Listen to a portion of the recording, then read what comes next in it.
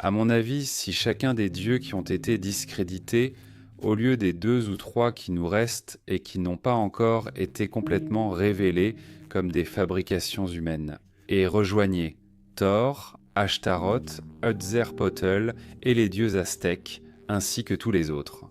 Si tout cela était approuvé comme frauduleux, faux et fabriqué par l'homme, je crois que nos dilemmes moraux seraient exactement les mêmes que ceux auxquels nous faisons face aujourd'hui.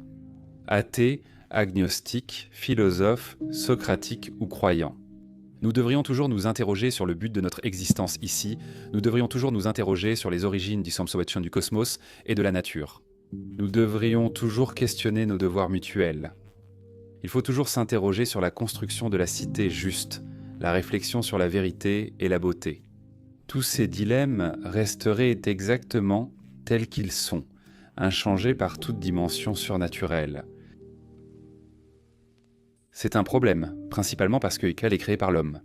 Car en un sens, l'Église avait raison autrefois d'affirmer avec plus d'assurance que nous sommes originellement pécheurs et coupables. Si vous voulez le prouver, il suffit de regarder les nombreuses religions que les gens ont construites pour s'en rendre compte. Elles sont en effet le produit d'une espèce de primate imparfaitement évolué, à environ un demi-chromosome d'un chimpanzé. Avec un lobe préfrontal trop petit, une glande surrénale trop grosse et diverses autres déformations évolutives dont nous découvrons toujours plus. Une espèce prédatrice, une espèce qui a très peur d'elle-même, des autres et de l'ordre naturel. Et surtout très disposée, malgré ses protestations de modestie religieuse, à se laisser convaincre que les opérations du cosmos et de l'univers fonctionnent toutes en pensant à nous. Décidez-vous si vous voulez être modeste ou non, mais ne dites pas que vous êtes fait de poussière. Ou si vous êtes une femme d'un morceau de côte, ou si vous êtes musulman d'un caillot de sang, et vous êtes un pécheur abject, né dans la culpabilité. Mais ajoutez tout de même, réjouissons-nous, tout l'univers est encore conçu en pensant à vous. Ce n'est ni modestie ni humilité, mais une fausse consolation humaine qui, selon moi, cause de grands torts moraux. Cela déforme, en faussant d'abord notre sens moral des proportions. Il y a, Que vous soyez matérialiste ou surnaturaliste, aucune raison particulière de dire que la vie humaine a une valeur énorme et innée. Après tout, la religion se débarrasse des gens par tas et monceaux et dit « Allez, nous partons dans le feu éternel ». Tu n'es que poussière, rien sans notre foi, sinon tu es pire, mauvais et malfaisant. Donc, même si un Dieu existe, tu ne découvres pas soudainement que la vie a un sens. Si c'était si simple, cette discussion serait inutile. Je pense qu'au fond, je me demande pourquoi est-ce que ça m'importe. Pourquoi est-ce que ça m'importe? Pas seulement pour moi et mes enfants, mais pourquoi est-ce que je pense que je me soucie souvent des autres en général? Eh bien, si ce n'était pas le cas, je n'appartiendrais pas à une espèce qui serait arrivée aussi loin. Cela peut sembler être une réponse banale, mais je pense qu'il y a une certaine force là-dedans. Si nous n'avions pas de solidarité humaine, si nous ne réalisions pas que nous sommes frères et sœurs les uns avec les autres, que nous avons des responsabilités, des devoirs les uns envers les autres. Il ne s'agit pas seulement d'une réciprocité évolutive. Si tu es gentil avec moi, je veillerai sur toi. Mais ils peuvent impliquer de vrais liens, attaches d'affection, d'amitié ou d'amour. Si nous ne savions pas cela, si nous étions capables de penser ainsi, nous exclurions une assez grande minorité d'humains qui naissent au sens cela. Les sociopathes et les psychopathes, qui, je suppose, il faut l'admettre, sont aussi faits à l'image de Dieu. Si vous acceptez cette tautologie, cela ne laisse vraiment rien d'inexpliqué. Cela nous dirait pourquoi nous avons des sentiments chaleureux les uns envers les autres et expliquerait aussi pourquoi nous sommes ici. Au lieu d'avoir rejoint les espèces qui ont disparu, toutes les autres qui ont fait faillite sous la même supervision divine. Je pourrais ajouter, y compris des espèces humanoïdes comme les Cro-Magnons et les Néandertaliens, qui, c'est très clair, s'enterraient les uns les autres avec soin et amour, prenaient les soins les uns des autres, etc. Mais qui, d'une manière ou d'une autre, n'ont pas atteint une sorte de niveau divin. Vous voyez où je veux en venir, j'espère bien. Pascal savait qu'il y avait toujours eu des gens, qu'il y en aurait toujours, qu'il y en avait toujours eu. Ceux qui par nature ne peuvent croire à ces choses ne peuvent y être contraints. L'une de ces tentatives les plus grossières pour briser la résistance de personnes comme moi était celle-ci. Il a dit « Qu'as-tu à perdre ? Dis que tu crois en Dieu et s'il existe vraiment, tu as une chance d'obtenir sa faveur. » Si tu continues comme ça et que tu dis qu'il n'existe pas, et s'il existe vraiment, tu perds tout. C'est ça, je ne pense pas avoir résumé ça de façon injuste, c'est tout. C'est pourquoi on l'appelle le pari de Pascal, ou parfois le gambit de Pascal, selon les mathématiciens. Pour moi, cela résonne comme le bonimenteur à l'hippodrome disant « Comment pouvez-vous perdre? J'ai un pari à vous proposer. » Pouvez-vous imaginer quelque chose de plus bas, vraiment, ou de plus sordide?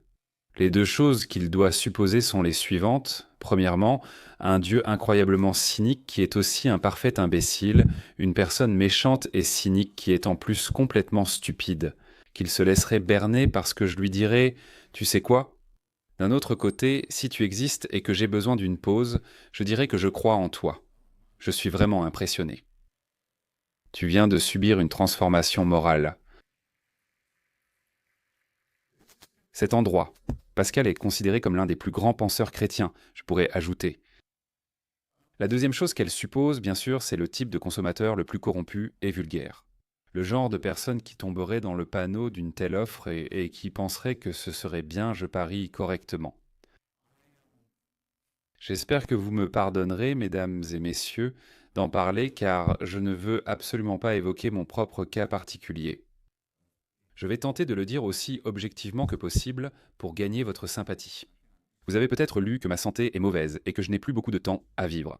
Je trouve discutable que ce pari, que Pascal propose à tous à tout moment, tende à vous être imposé, même s'il se veut juste. Tout le temps. Si vous ne semblez pas devoir vivre très longtemps, par des gens qui disent sûrement cela. Maintenant, vous pourriez être effrayé, ne pas être au mieux de votre forme et craindre une fin malodorante et répugnante. Ce serait sûrement le moment parfait pour répudier toutes les convictions d'une vie entière. Pour une raison quelconque, cela vient naturellement à beaucoup de personnes de foi. Ça ne me dérange pas, mais c'est la pire intimidation d'imposer ça à l'hôpital ou aux extrémistes. On me demande souvent, si tu ne crois pas au paradis ni à l'enfer, qu'est-ce qui donne un sens à ta vie? Ne perçois-tu pas une insulte et de l'irrationalité dans cette question? Tu veux dire que ma vie aurait beaucoup plus de sens si je pensais que j'allais mourir. Et on me donnerait une seule chance, ou on m'aurait donné, tant que j'étais en vie, une seule chance. Si je faisais une erreur, je serais condamné à jamais. C'était le type de juge auquel j'aurais affaire. Et en attendant, il serait conseillé de vivre ma vie dans la propitiation de ce dictateur surnaturel. Cela donnerait plus de sens à ma vie que ma propre vision. À l'encontre de Pascal contre Pascal. Que s'il existe un tel juge, je pourrais au moins dire « Je n'ai jamais simulé la foi en vous pour obtenir votre approbation, monsieur ou madame, selon le cas. Et si vous l'êtes, comme on le rapporte, vous aurez détecté que telles étaient mes pensées, et au moins je n'étais pas un hypocrite, dit Pascal. Non, fais au moins semblant d'y croire. C'est gagnant-gagnant. C'est un raisonnement corrompu, c'est le raisonnement d'un charlatan, et cela ne donne aucun sens à la vie.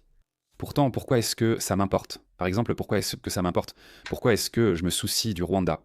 Pourquoi est-ce que je me soucie de mes amis iraniens qui luttent contre la théocratie? Pourquoi leur consacrer mon temps? Je vais vous expliquer. Et je le dis, je suppose, au risque de me sentir embarrassé. Cela me fait très plaisir de le faire.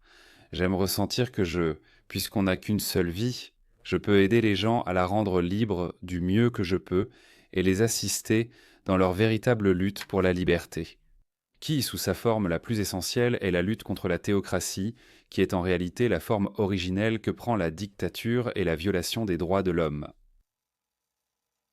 Si William Wilberforce était effectivement animé par le christianisme dans sa campagne contre l'esclavage, il aurait dû l'être. Parce qu'il était grand temps qu'un chrétien dise que ce commerce avait assez duré, et tout chrétien aurait dû se sentir responsable de le dire. Parce que pendant toute la durée de son existence, l'esclavage et la traite des esclaves avaient été justifiés directement par référence à la religion chrétienne et par des références directes à la légitimation de l'esclavage. C'est dans les Saintes Écritures et la Bible. Et c'est pour ça qu'on aime le capitaine qui a écrit Amazing Grace, parce qu'il avait été le capitaine d'un navire négrier. Il était aussi chrétien dans la première situation que dans la seconde. Cependant, il est très probable qu'aucun membre de l'American Anti-Slavery Society, Thomas Paine, Benjamin Franklin ou les autres, n'ait été chrétien. Jusqu'à très tard au XIXe siècle, la majorité des défenseurs de l'esclavage étaient statistiquement chrétiens. Cela ne prouve donc absolument rien au sujet du christianisme que certains de ses membres se soient finalement opposés à l'une de leurs pratiques et impositions les plus ignobles. Et si j'étais chrétien, j'éviterais cet argument avec beaucoup de prudence, car cela tend à montrer qu'il n'y a aucune base dans la foi pour la moralité, que notre moralité nous est innée. C'est agréable quand, parfois, la religion rejoint enfin la moralité. Merci.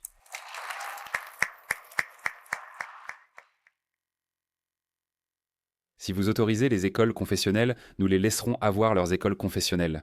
Suicide culturel, suicide culturel. Ne laissez pas cela vous arriver. Ne laissez pas cela se produire là où vous vivez. Regardez comme cela a merveilleusement fonctionné. Vous le savez très bien. Que s'est-il passé en Irlande du Nord lorsqu'on a autorisé la ségrégation des écoles protestantes et catholiques? Après tout, ils ont des confessions différentes. Ah oui, je croyais qu'ils étaient tous deux chrétiens. Je ne peux pas juger cela. Non, il devrait y avoir des écoles séparées. Ils ne devraient jamais se rencontrer, jamais se marier entre eux, jamais socialiser. Magnifique, Saraya, ça a très bien marché. Et maintenant, faisons pareil pour les juifs et les musulmans aussi, sur le continent. Qu'ils mentent tous à leurs enfants, qu'ils leur transmettent dans tous leurs mythes particuliers, qu'ils leur disent dans tous qu'ils sont différents. Qu'ils ne leur disent pas qu'ils sont membres d'une société civile, d'un pays ou d'une nation, qu'ils se définissent eux-mêmes par leur foi. J'ai hâte de voir ce qui va se passer, je pense savoir ce qui arrive. Je ne veux pas, en fait, je ne veux pas que mon cher pays de naissance soit transformé en je ne sais quoi. Le Liban par des gens religieux. Je n'en veux pas. Je vais aussi me battre contre ça. Préparez-vous à lutter contre cela s'ils essaient chez vous. Ne laissez pas faire. Mettre le mot foi devant quelque chose n'est pas une excuse pour la barbarie, la cruauté, l'ignorance et la stupidité. Mettre révérend devant un nom comme Forwell ou Sharpton ne justifie pas une présence sur MSNBC. Apprenez à y résister parce que vous allez en avoir besoin. Il s'agit de vous. Je suis la responsable.